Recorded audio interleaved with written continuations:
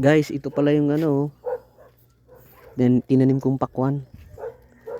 Trinahin ko lang siyang magtanim dito sa ano, taas. Ayan, kung makikita nyo yan. Bali dito ko lang siya tinanim sa ano, paso.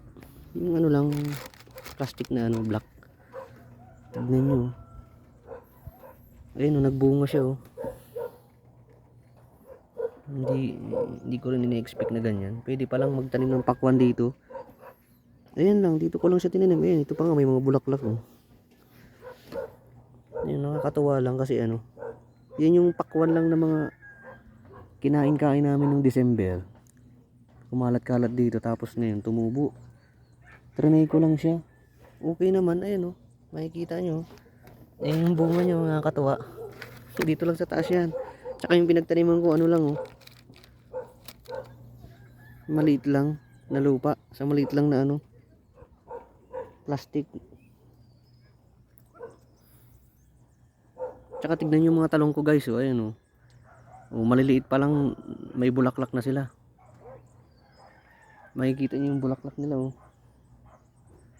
Ayan yung talong. Ayan, tignan nyo. May bulaklak na oh. Ayan oh. Oh, di ba? Nagtanim din ako ng upo. Ayan, yung upo tsaka kalabasa ito. Ayan, yung mga upo at kalabasa oh. Siguro kaya ganyan sila no. Dahil dito sa ano. Kasi yung pinandidilig ko galing dito sa pond eh. Ayan oh, yung mga yung pond na ginawa ko. Ayan oh.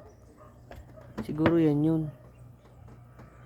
Kahit di mo na kailangan ng fertilizer. Ayan oh. Makikita nyo ang ganda ng halaman ko. Tignan mo yung sibuyas oh. Ito yung sibuyas oh. Tignan nyo. Yung sibuyas ko may laman na oh. Ayan oh. Ayan oh. May laman na. Diba? Diba? Sa paso lang yan. Hindi mo kailangan ng maluwang na lupa ngayon. Diskarte lang. Ayan oh. Ang ganda oh. Nakakatawa tignan tong ano, pakwan oh. Imagine mo yung pakwan. Ayan oh. Diba? Ang kulit yan. Sinapinan ko ng ano ng Diyos kasi ano eh. Mainit yung yero.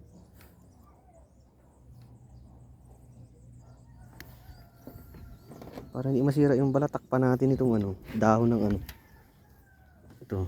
Takpan natin ang dahon ng mga ito. Para hindi siya mababad sa init. Nakakatuwa lang tignan eh. Pwede pala magtanim. Pakwan yun. Tignan mo yung ampalaya natin oh. Ayan oh. Diba ang ganda ng ampalaya oh. Ayan lang, pinandidilig ko galing dito sa pond. Ayan dito oh. Tignan mo yung kangkong oh. Tignan mo yung kangkong natin, diba ang ganda oh.